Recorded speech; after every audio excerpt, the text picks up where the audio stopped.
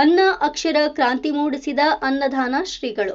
ಗದಗ ಜಿಲ್ಲೆಯ ಗಜೇಂದ್ರಗಡ ತಾಲೂಕಿನ ನೆರೆಗಲ್ ಪಟ್ಟಣದಲ್ಲಿ ಅನ್ನ ಅಕ್ಷರ ಕ್ರಾಂತಿಯೊಂದಿಗೆ ಈ ನಾಡಿನ ಉದ್ದಗಲಕ್ಕೂ ತನ್ನ ಉಪನ್ಯ ಮೂಡಿಸಿದ ಕೀರ್ತಿ ಇಲ್ಲಿನ ಶ್ರೀ ಅನ್ನದಾನೇಶ್ವರ ಶಿಕ್ಷಣ ಸಂಸ್ಥೆಯದ್ದಾಗಿದೆ ಎಂದು ಗದಗ ನೆರೆಗಲ್ ಶ್ರೀ ಅನ್ನದಾನೇಶ್ವರ ಸಂಸ್ಥಾನ ಮಠ ಹಾಲಕೇರಿ ಗಂಜಿಹಾಲ ಮತ್ತು ಅಕ್ಷರ ಪ್ರತಿಷ್ಠಾನ ಗದಗ ಇವರುಗಳ ಸಂಯುಕ್ತ ಆಶ್ರಯದಲ್ಲಿ ಶ್ರೀ ಮುಪ್ಪಿನ ಬಸವಲಿಂಗ ಸ್ವಾಮಿಗಳ ದಿವ್ಯ ಸಾನ್ನಿಧ್ಯದಲ್ಲಿ ಅಕ್ಷರ ಜಾತ್ರೆ 2025 ಸಮಾರಂಭ ನಡೆಯಿತು.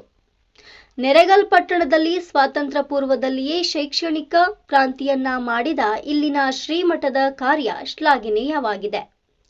ಅಕ್ಷರ ಭಾರತ ಪ್ರತಿಷ್ಠಾನ ಗದಗ ಹಾಗೂ ಅನ್ನದಾನೇಶ್ವರ ಸಂಸ್ಥಾನ ಮಠ ಹಾಲಕೇರೆ ವತಿಯಿಂದ ಪಟ್ಟಣದ ಅನ್ನದಾನ ವಿಜಯ ವಿದ್ಯಾಪ್ರಸಾರಕ ಸಮಿತಿಯ ಆವರಣದಲ್ಲಿ ಸೋಮವಾರ ಸಂಜೆ ನಡೆದ ಅಕ್ಷರ ಜಾತ್ರೆ 2025ರಲ್ಲಿ ಪಾಲ್ಗೊಂಡ ಸಾವಿರಾರು ವಿದ್ಯಾರ್ಥಿಗಳು, ಪಾಲಕರು, ಶಿಕ್ಷಕರು ಅಕ್ಷರ ತೇರು ಎಳೆದು ಸಂಭ್ರಮಿಸಿದ್ರು. ಹಾಗೆ ಅಂಗಸಂಸ್ಥೆಗಳಿಂದ ಹಲವಾರು ಮಕ್ಕಳಿಂದ ಸಾಂಸ್ಕೃತಿಕ ಕಾರ್ಯಕ್ರಮಗಳು ನಡೆದವು. ವರದಿ HVET ಕನಕ ಟಿವಿ ಗಜೇಂದ್ರಗಡ.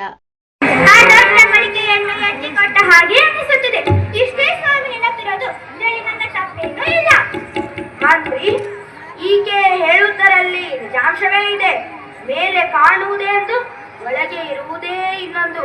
ಸತ್ಯ ಯಾವಾಗಲೂ ಬಚ್ಚಿಟ್ಟುಕೊಂಡಿರುತ್ತದೆ. ತಗೊಳಪ್ಪ. ಅಮಾಯಕ ಕುಂಬಾರನನ್ನು ಎಳೆ ತಂದ ಈ ಸೈನಿಕನಿಗೆ ಚಳಿಯೇಟು ಕೊಡಿಸು.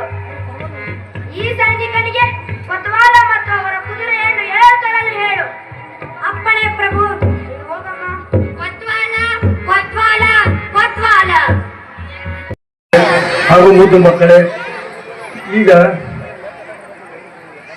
ಈ ಸಮಾರಂಭದಲ್ಲಿ ಪೂಜ್ಯರ ತಮಗೆಲ್ಲ ಆಶೀರ್ವಚನ ನೀಡಲಿದ್ದಾರೆ. ಅಕ್ಷರ ಸಂಭ್ರಮ ಇದೊಂದು ಅಜ್ಜರವರ ಒಂದು ಕಲ್ಪನೆಯ ಕೂಸು ಅಕ್ಷರ ಸಂಭ್ರಮ. ಅಕ್ಷರದ ಬಗ್ಗೆ, ಅಕ್ಷರದಿಂದ ಏನಾಗ್ತಿದೆ ಅನ್ನೋದನ್ನ ಸಮಾಜಕ್ಕೆ ತಿಳಿಸಿ ಹೇಳಬೇಕು ಅನ್ನುವಂಥ ವಿಚಾರ ಗುರುಗಳಿಗೆ ಮನಸ್ಸಿನಲ್ಲಿತ್ತು. ಅದಕ್ಕಾಗಿ ಈ ಸಮಾರಂಭವನ್ನು ಅವರ ಆಶಯದ ಮೇರೆಗೆ ಸಂಯೋಜಿಸಲಾಗಿದೆ.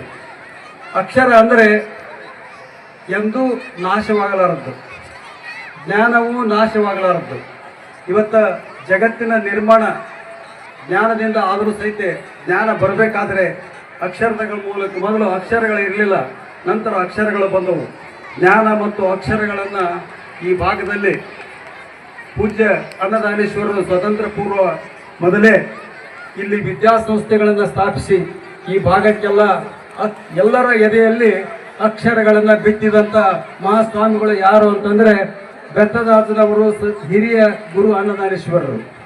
ಅವರಿಗೆ ನಾವು ಮೊಟ್ಟ ಮೊದಲನೇದಾಗಿ ಅತ್ಯಂತ ಗೌರವಪೂರ್ವಕವಾದ ವಂದನೆಗಳನ್ನು ಮತ್ತು ಕೃತಜ್ಞತೆಗಳನ್ನು ಅರ್ಪಿಸಬೇಕಂತೇಳಿ ನಾವು ತಮ್ಮೆಲ್ಲರಿಗೂ ಎಲ್ಲರೂ ಈ ಸಂಭ್ರಮವನ್ನು ಚಪ್ಪಾಳೆ ಮೂಲಕ ಗುರುಗಳಿಗೆ ಗೌರವವನ್ನು ಸಲ್ಲಿಸಬೇಕು.